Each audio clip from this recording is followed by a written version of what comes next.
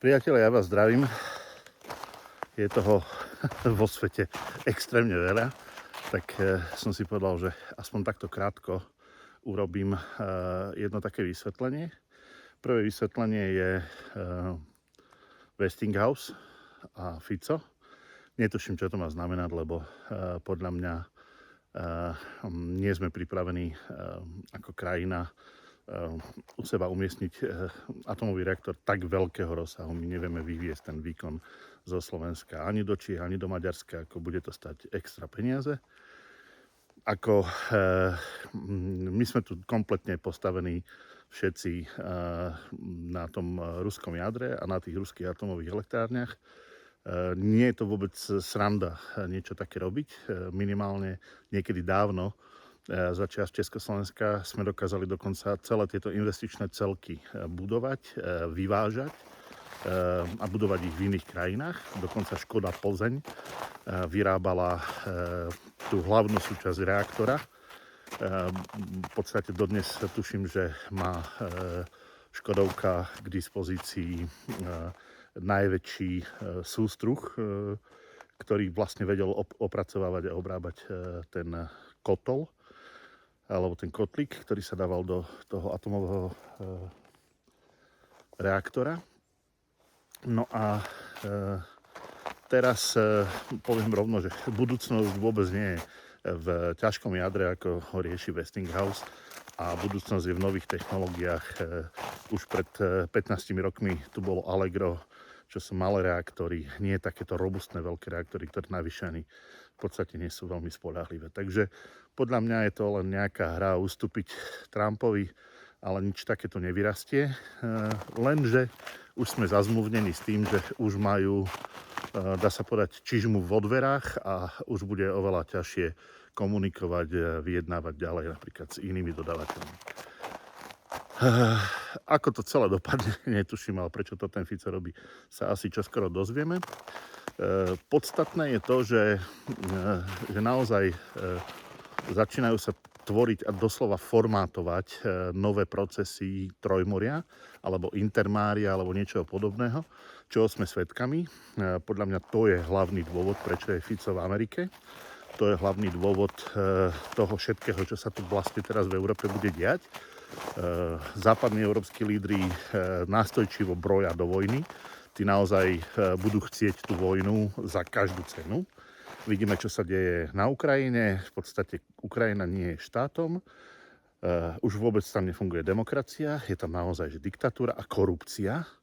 To znamená, že je to celé v podstate je to kompletne rozvrátené územie a predstavuje najväčšie bezpečnostné riziko na svete, nie len v Európe.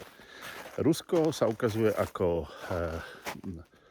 žiadne riziko bezpečnostné, skôr tým najväčším bezpečnostným rizikom sa teraz ukazujú Spojené štáty, pretože celý čas sme tu strašení tým, že Rusko nás napadne, anektuje si nejaké naše územia, vojensky vstúpi na územia Európskej únie a ukazuje sa, že v konečnom dôsledku to budú Spojené štáty, ktoré to urobia a nie Rusko. To znamená, že presne tak, ako od začiatku hovoríme, že zlodej kričí chyťte zlodeja, tak to naozaj aj je a tak to naozaj aj prebieha.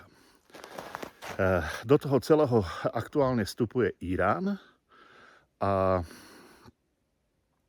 poviem pravdu, že ja som sa dosť čudoval, že čo sa vlastne okolo toho Iránu deje, lebo veľká časť svetových štátov sveta stiahla svoje veľvyslanectvá z Iránu, strašilo sa, že proste nastupujú tam nejaké nepokoje a podobne.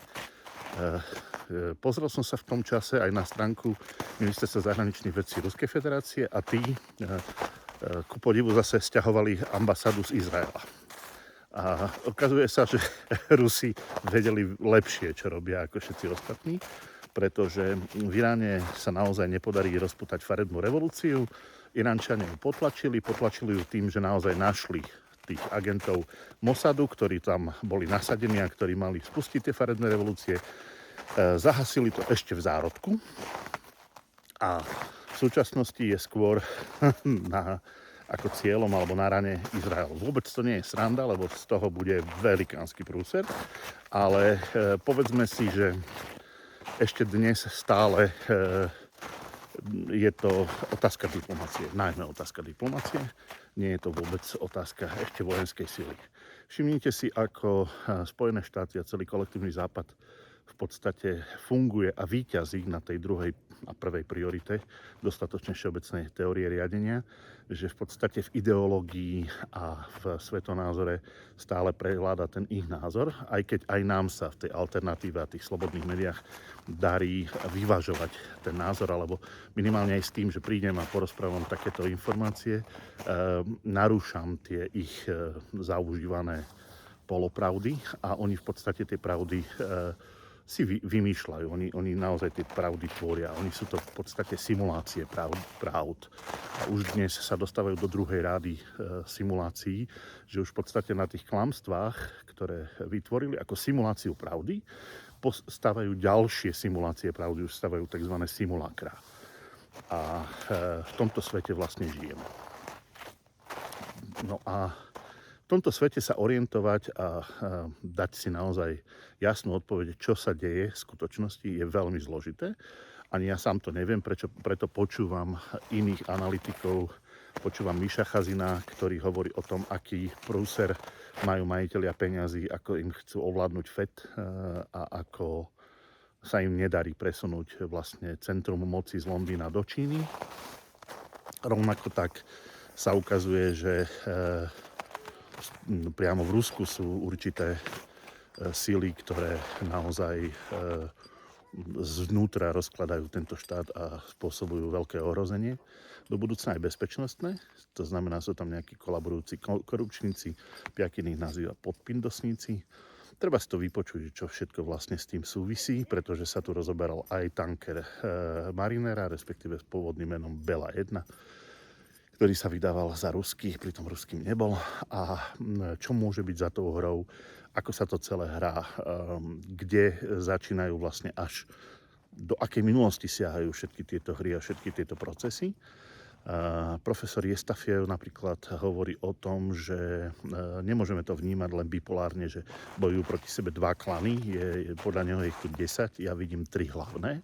Tie 3 hlavné ciele, to je vlastne indopacifický, to sú aj americké štátne elity v spolupráci s Rothschildovcami a Čínou a Indiou.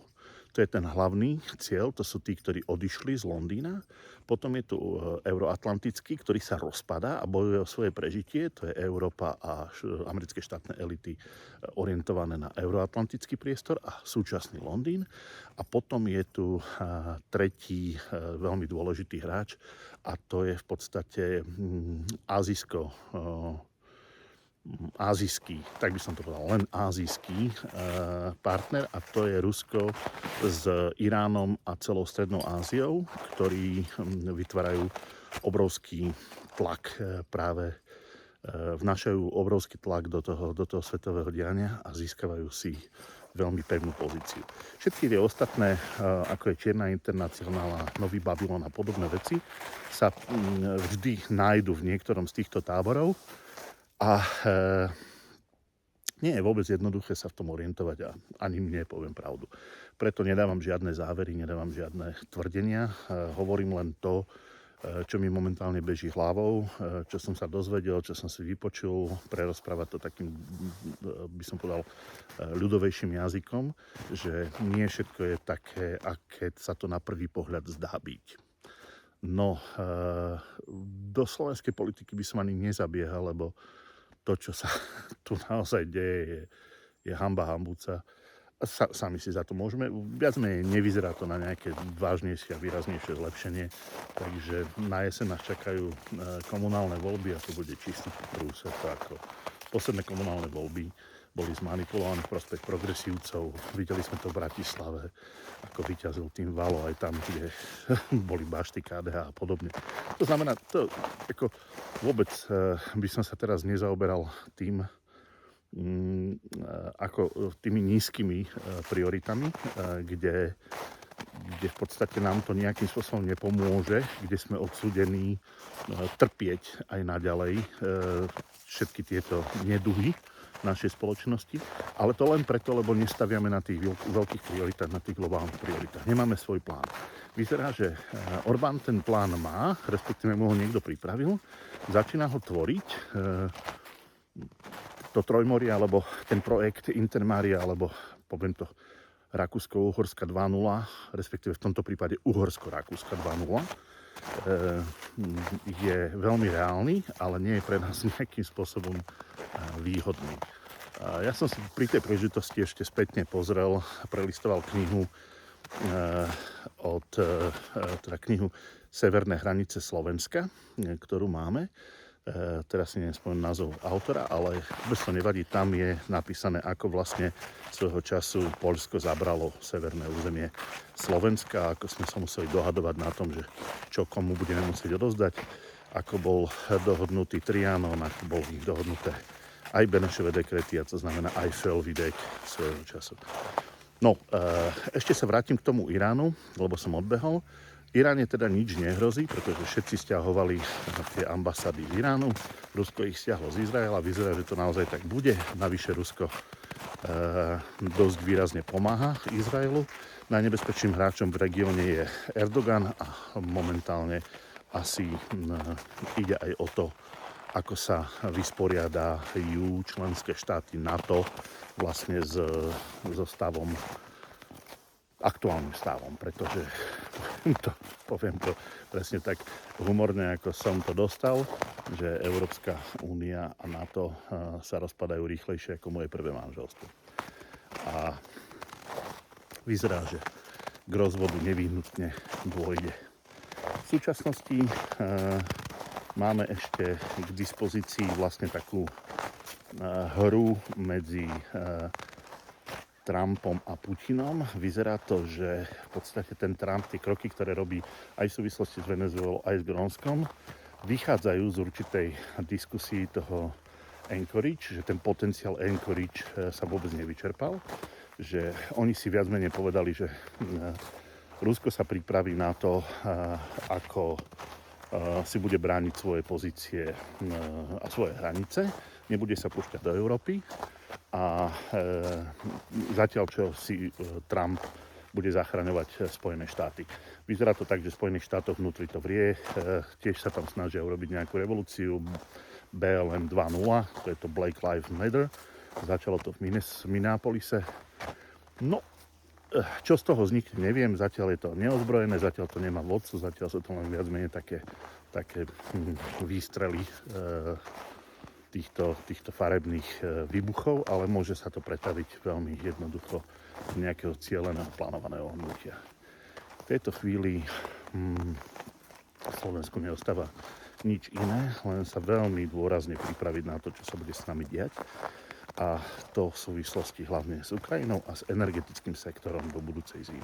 Toto je pre tento rok kľúčová úloha, pretože z hľadiska obrany sa snažia tí vojnoštváči priniesť nejakú horúcu fázu k nám, ale je dosť možné, že sa im to nepodarí.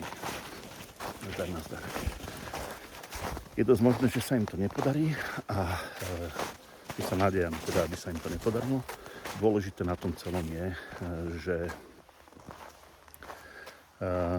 Trump tými svojimi krokmi, ktoré sú naozaj bezprecedentné, ktoré môžeme odsúdiť, ale napomáha, vlastne urýchľuje procesy rozpadu a rozkladu. Problém je, že my nevidíme plán, čo z toho má vzniknúť, tušíme, čo by z toho mohlo vzniknúť a nemáme svoj vlastný plán, čo by sme chceli z toho urobiť my. A to je to, čo stále opakujem. Čítajte, vzdelávajte sa. Torden ponúka veľké množstvo učebníc, to nie sú knihy zážitkovej literatúry. Tie majú iné vydavateľstva, my bohužiaľ nie. To všetko, dokonca ešte aj Jefremov z Hodinou byka, aj keď to vyzerá sci-fi román, je v podstate konceptuálna učebnica toho, čo sa tu deje a čo by sa mohlo stať, ako tá spoločnosť funguje a ako ju riadiť, ovládať, manipulovať. Na tento týždeň naozaj len stručne toľko. Je tu strašne veľa takých drobností, ktoré si vyžadujú, by som povedal, taký širší výklad, ktorý momentálne je dosť komplikovaný, ale očakávajme, že prídu veľmi rozhodujúce kroky. Minimálne si myslím, že z Ukrajiny prídu teraz v blízkej dobe veľmi jasné veľmi jasné informácie o tom a správy o tom, čo sa tam vlastne deje, lebo začína vnútorný súboj klanov. To znamená, že to, čo sa naozaj v tom Anchorage dohodlo, je to, čo ten Trump mal urobiť, že vyviaže sa z tej Ukrajiny s tým, aby neprehral, aby neprišiel ako ten porazený, ale aby to rozvalili zvnútra, čomu sa snaží samozrejme Európska únia, respektíve Európska únia nie. Európska únia v tomto vôbec nehrá žiadnu úlohu, ale skôr MI6 zabrániť, lebo to je ešte stále tento starý, alebo tento nový Londýn, tak? Nie starý, tento nový Londýn. No a čím horšie to bude na Ukrajine, tým väčšie riziko to predstavuje pre Slovensko. Tí, ktorí vedia, o čom hovorím, pochopili a tento rok si myslím, že teraz zo začiatku roka to bude zase také rýchlejšie, pôjde to ako po šmíku a kalke, ale v lete sa už dostaneme do takej, by som povedal, kľudnejšej fázy a zrazu sa ukáže tento svet v tom pravom svetle a to práve svetlo nám dá aj dosť veľa odpovedí na to, čo sa v skutočnosti naozaj deje. Ja vám zatiaľ prajem na budúci týždeň takéto krásne počasie, ako máme tu v Tatrách. A naozaj tá príroda skutočne dobre pomáha nielen na myseľ a fyzicky, ale aj energeticky dodáva veľmi veľkú silu, aj zdravotne. Majte sa pekne, ahojte.